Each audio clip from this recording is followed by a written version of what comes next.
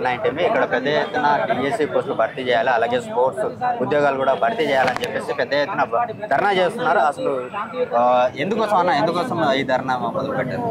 ఈరోజు ఈ ధర్నాకి ప్రధానమైన కారణం ఈరోజు ఒలింపిక్ డే, జూన్ 23వ తారీఖు ఒలింపిక్ డే. మేమంతా స్పోర్ట్స్ స్టూడెంట్ ఫెడరేషన్ ఆధ్వర్యంలో ఈ ఉద్యమాన్ని చేపట్టాం. ఈరోజు తెలంగాణ రాష్ట్ర ప్రభుత్వం వ్యాయామ విద్య, ఫిజికల్ ఎడ్యుకేషన్ ను అటు క్రీడా రంగానికి పూర్తిగా అన్యాయంగా చేస్తుంది.